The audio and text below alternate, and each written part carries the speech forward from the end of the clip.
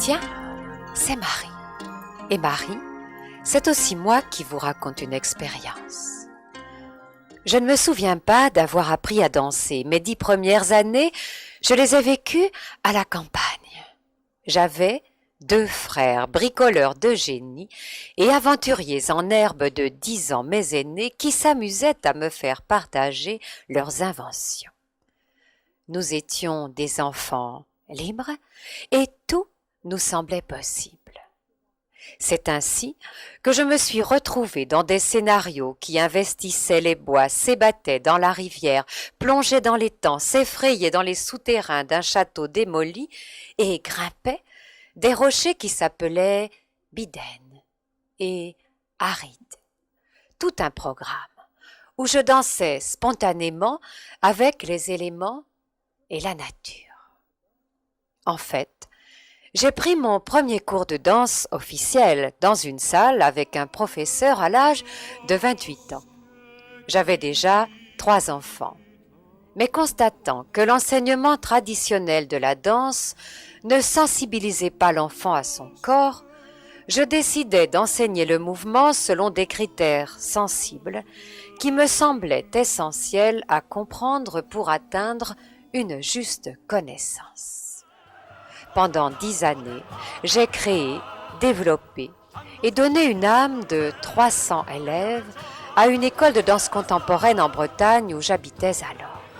À 36 ans, après 4 années d'études en candidat libre, j'obtenais le diplôme de professeur de danse contemporaine de l'École supérieure d'études chorégraphiques de Paris et parallèlement, la reconnaissance d'aptitude à l'enseignement de la Fédération française de la danse. Pendant toutes ces années, j'ai effectué un travail personnel de recherche et de réflexion approfondie sur l'épanouissement de l'être par le mouvement, depuis l'éveil de l'enfant jusqu'au ressourcement de l'adulte. Peu à peu sont nés les premiers essais chorégraphiques. Dès 1986, un atelier contemporain de 12 adolescents fonctionnait et composait un répertoire représentant l'école dans différentes manifestations artistiques. C'est à 22 ans que je suis venue à la montagne pour la première fois et y ai découvert une nouvelle passion de mouvement, les sports de glisse avec le ski. La montagne m'a depuis nourrie de sa poésie et j'y suis revenue de plus en plus souvent, l'hiver d'abord, pour pratiquer le ski hors piste et le ski de randonnée, et l'été ensuite, avec des sorties en moyenne et haute montagne. C'est en 1987 que j'ai fini par m'initier à l'escalade, et ce fut la révélation. Le rocher était une nouvelle matière à déchiffrer. Le flash a été immédiat. En 6 mois, j'avais visualisé un superbe projet intégrant à ma danse la dimension verticale. Je décidai de consacrer désormais toute mon énergie à sa réalisation. Le 1er janvier 1988, je quittai la Bretagne pour marquer, à ma manière, l'année de la danse, direction les Alpes, et son symbole de pureté et de verticalité, Chamonix-Mont-Blanc. Mon projet commençait par la réussite d'un défi, celui de faire danser des guides de haute montagne dans un de mes élans chorégraphiques. Il me restait à les rencontrer.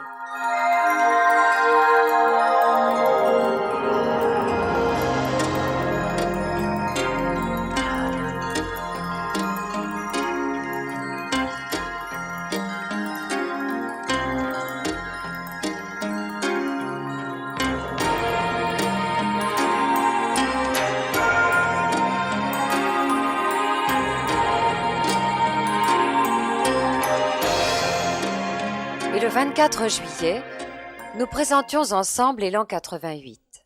Alors, un grand coup de chapeau et un grand merci à Alain Payot, Denis Leroy, Fred Ancet, Éric Thévenet et à 2 grimpeurs qui effectuaient leur service à cette époque à l'école militaire de haute montagne, Laurent Bouvet et Laurent Laporte.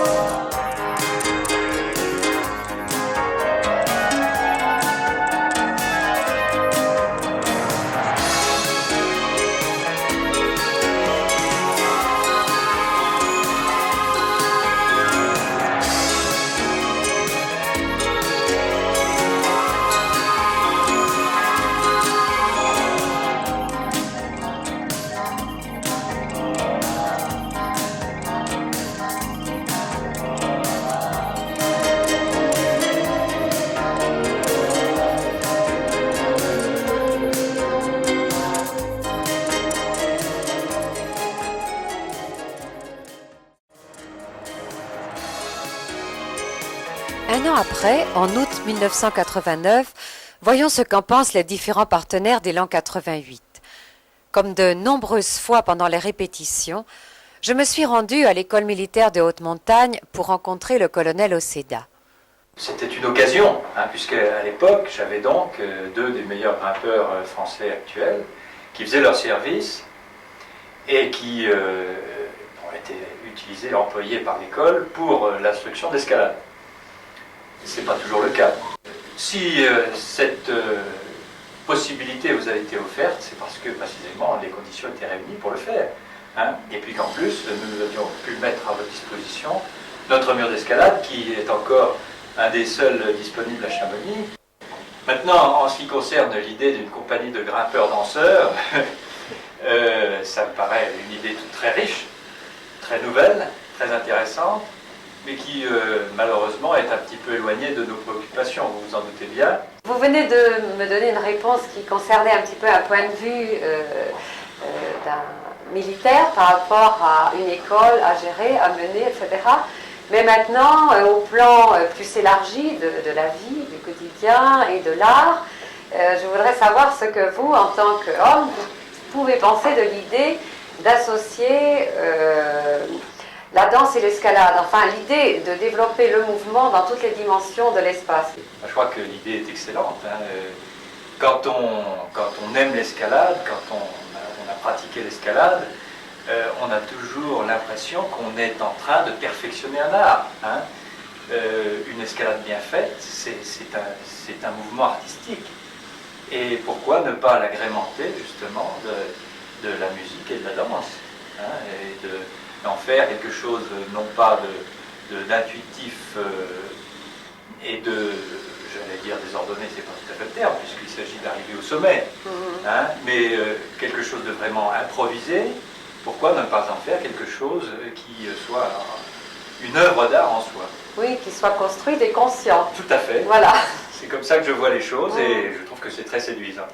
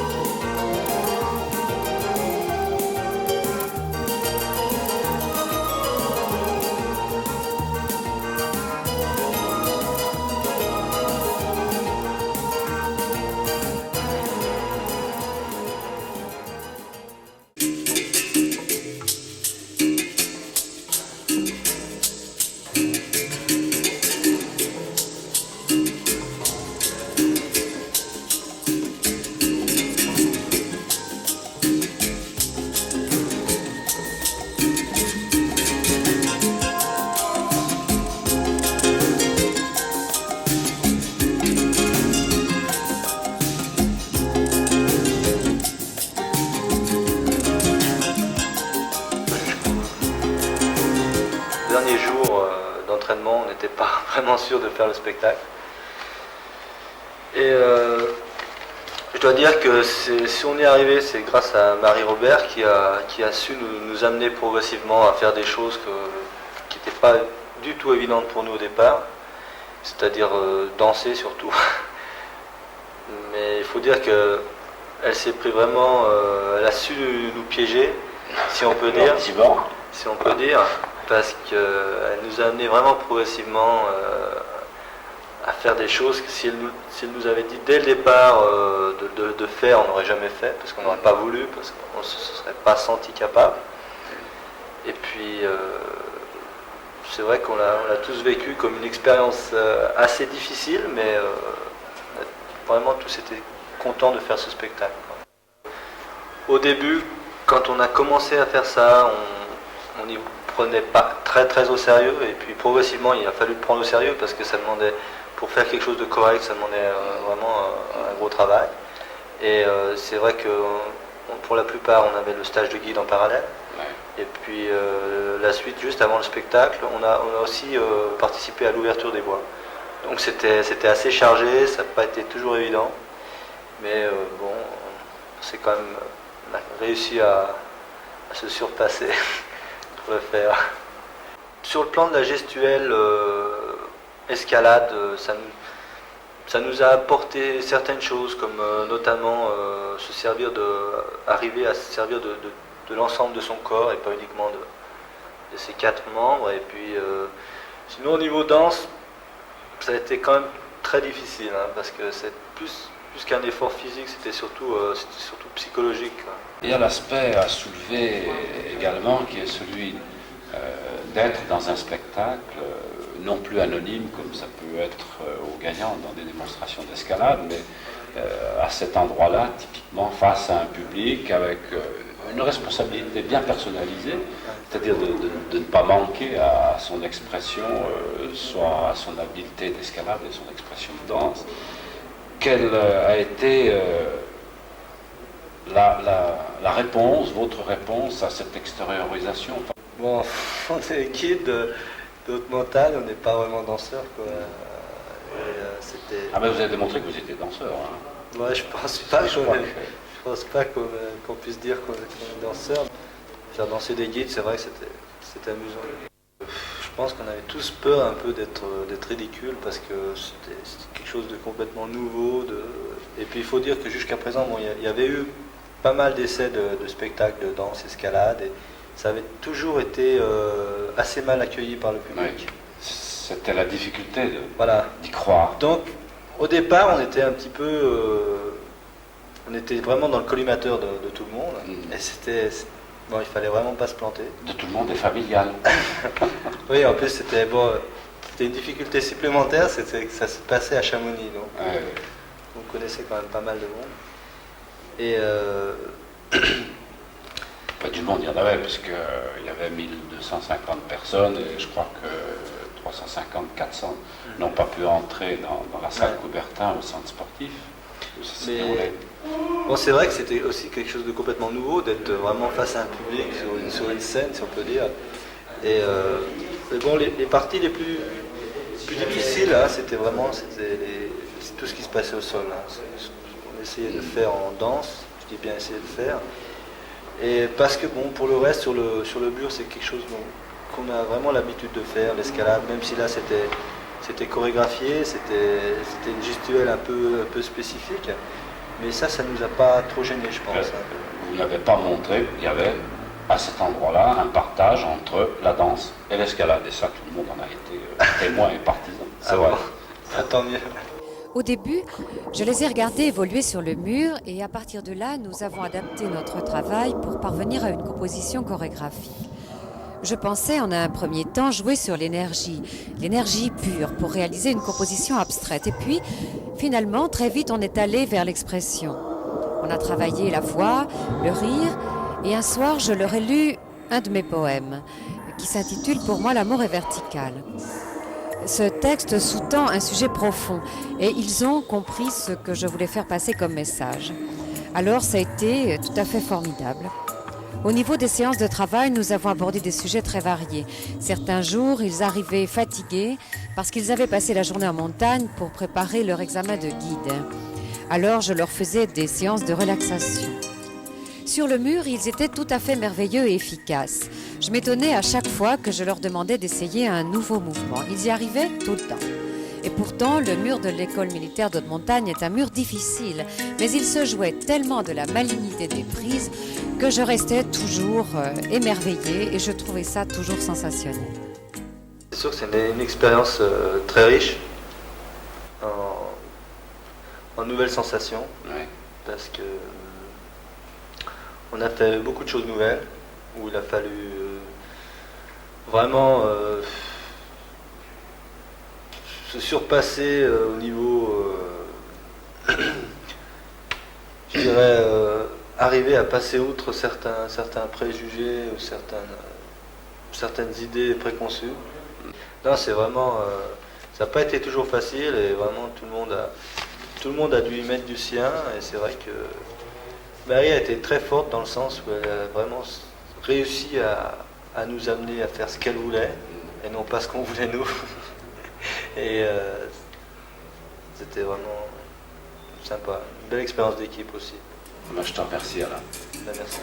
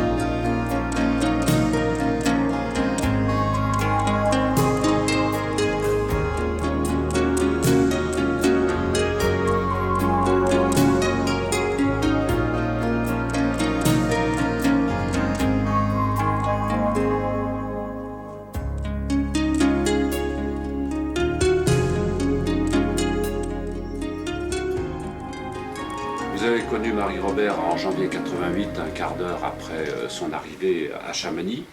Elle avait l'idée de réaliser un projet qui associait la danse et l'escalade.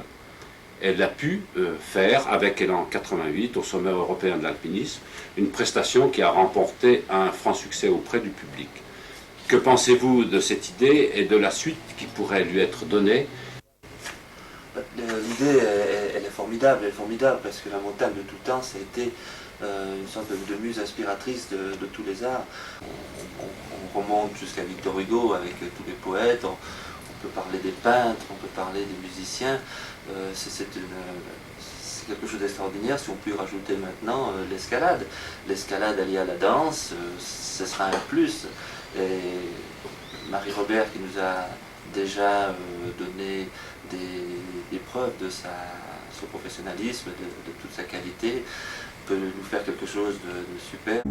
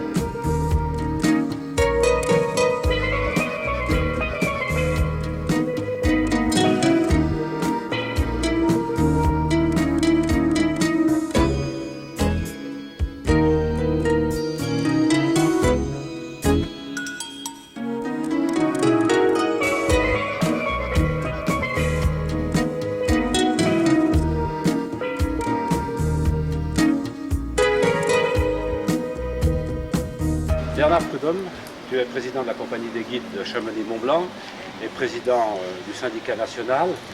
L'année dernière, tu as fait connaissance avec Marie Robert qui t'a demandé des jeunes grimpeurs pour réaliser un spectacle d'escaladance. Quelle a été, sinon ta surprise, ton impression par rapport à cette demande? C'est vrai qu'à la première approche, j'étais un peu surpris de la demande. C'est vrai aussi que les guides ne sont pas réputés pour être de grands danseurs. C'est vrai aussi qu'on avait quelques soucis au niveau de la réussite. Et la réussite a été très importante. Cela dit, sur le thème de la danse escalade, il y aurait pas mal de choses à dire. Déjà, il y a une différence complète entre la pratique de l'escalade, la pratique, ce que l'on ressent en pratiquant l'escalade, c'est-à-dire tout ce qui est ludique, et l'opposition qu'il y a avec la danse, qui est plus proche de l'art que je dirais que l'escalade. Donc la difficulté d'allier ces deux, de réaliser quelque chose entre ces deux oppositions, ça a été brillamment réussi l'année dernière. J'espère que ça a beaucoup d'avenir, mais au vu de l'ouverture des guides et de la tendance actuelle qui est plus gymnique que danse, il y aura encore beaucoup de travail à faire. Aller jusqu'au bout de cette énergie qui a permis à Escaladance Élan 88 d'exister et que j'ai pu cristalliser ici à Chamonix. Donc continuer là où ce sera possible, ici ou ailleurs, avec tous ceux qui auront envie de participer à la reprise de ce projet. Parce que c'est un projet auquel je crois beaucoup, c'est un projet humaniste, artistique et créatif.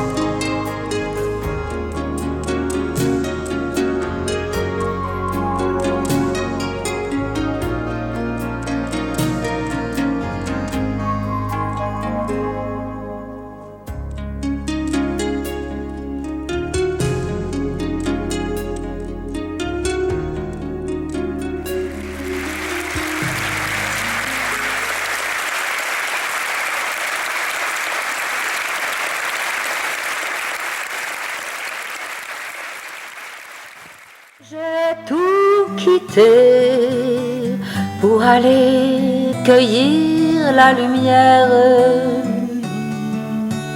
Il y a des lieux sur la terre qui explosent dans sa clarté quand elle devient magicienne pour faire vibrer leur beauté. J'ai tout quitté pour aller embrasser la lumière.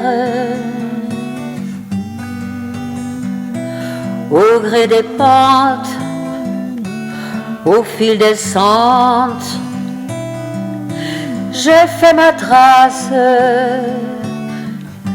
solidaire sur ce tremplin vers l'éternel.